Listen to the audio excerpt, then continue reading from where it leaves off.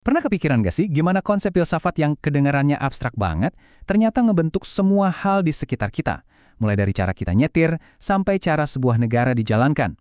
Nah, di sini kita akan coba sambungin titik-titik antara pilihan etis pribadi kita dengan sistem besar yang ngatur kita semua. Yuk kita mulai. Kedengarannya aneh ya, tapi percaya deh, ada benang merah yang kuat banget di antara keduanya.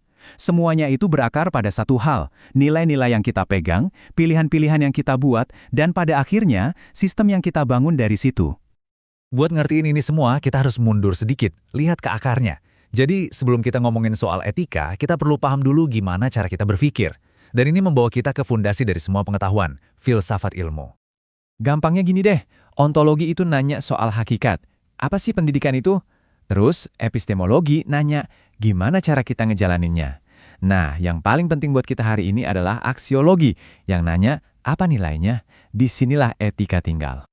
Jadi intinya, setiap kali kita ngambil keputusan etis, kita itu lagi latihan aksiologi. Kita cuma nanya ke diri sendiri, tindakan ini berharga nggak ya? Coba deh ingat pertanyaan simpel ini waktu kita masuk ke contoh utama kita. Oke, sekarang mari kita terapin konsep tadi ke skenario yang super sederhana, tapi dalam banget maknanya. Lampu merah jam 3 pagi. Coba bayangin sejenak. Nggak ada yang lihat, nggak ada resiko apa-apa. Kamu berhenti atau lanjut jalan? Jawaban kamu itu sebenarnya menempatkan kamu di salah satu dari 3 cara berpikir etis yang bakal kita bahas. Nah, percaya atau enggak, apapun keputusan yang Anda ambil di lampu merah itu, sebenarnya ada landasan berpikirnya. Ada kerangka etisnya, sadar atau nggak sadar. Yuk kita kenalan sama 3 pengemudi kita, yang masing-masing mewakili cara berpikir ini. Pengemudi pertama, kita sebut aja si pragmatis. Logikanya simpel, nggak ada yang bakal celaka, gue bisa pulang lebih cepat, hasilnya paling bagus. Nah, itu utilitarianisme. Pengemudi kedua, si pengikut aturan. Pikirannya lebih sederhana lagi, aturan bilang berhenti, titik. Itulah deontologi. Dan kutipan ini ngegambarin banget cara pikir utilitarian. Fokusnya 100% ke konsekuensi. Kalau konsekuensinya positif atau netral, ya tindakannya bisa dibenarkan. Nah, disinilah ceritanya jadi makin menarik. Ada satu pengemudi lagi. Dia melakukan hal yang sama persis kayak si pengikut aturan. Dia berhenti. Tapi motivasi di baliknya sama sekali beda. Pengemudi ini berhenti bukan karena hukum atau karena mikirin hasilnya. Dia berhenti karena menjadi orang yang taat aturan itu bagian dari karakternya, prinsip dari dalam diri.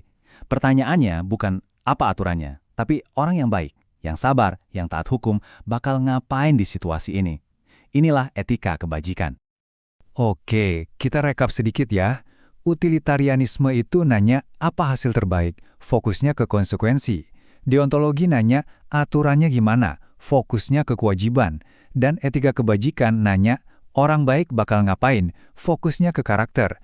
3 cara pandang yang beda banget buat ngadepin satu dilema yang sama di persimpangan jalan yang sepi. Tapi ceritanya nggak berhenti sampai di situ. Ketiga kerangka ini tuh nggak berjalan di ruang hampa. Ada kekuatan lain yang ikut bermain. Kekuatan yang bisa membelokkan, bahkan merusak semua kerangka etis ini. Coba deh bayangin birokrasi, target-target perusahaan, atau aturan-aturan pemerintah.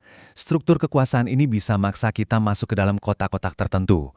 Mereka bisa ngubah kita jadi seorang utilitarian yang cuma ngejar target atau jadi deontolog yang buta sama aturan. Dan seringnya itu buat melayani sistem, bukan manusia. Sekarang, yuk kita tarik semua ini ke gambaran yang jauh lebih besar. Apa yang terjadi kalau sebuah sistem, katakanlah sistem pendidikan nasional, kehilangan keseimbangan etisnya? Ketika sebuah sistem jadi terobsesi banget sama deontologi, yaitu aturan, dan utilitarianisme, yaitu hasil, coba lihat apa yang jadi korban, etika kebajikan. Elemen manusianya soal karakter, integritas, dan tujuan, itu semua jadi tergerus sampai hampir nggak ada sisa. Dan hasilnya, wah bisa dibilang bencana. Guru ngajar cuma supaya muridnya lulus ujian, bukan supaya mereka belajar. Institusi malsuin data demi akreditasi, prestasi jadi cuma di atas kertas. Dan yang paling menyedihkan, para profesional di dalamnya kehilangan esensi dan kebahagiaan kerja mereka.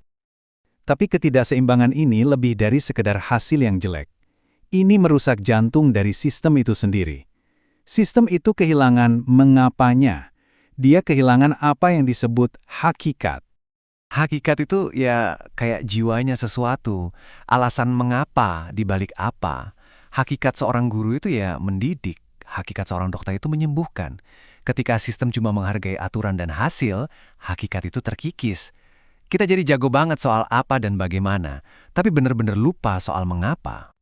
Dan ini membawa kita ke pertanyaan terakhir. Dalam hidup dan pekerjaan kita masing-masing, jangan-jangan obsesi kita sama prosedur dan hasil udah bikin kita lupa sama mengapanya.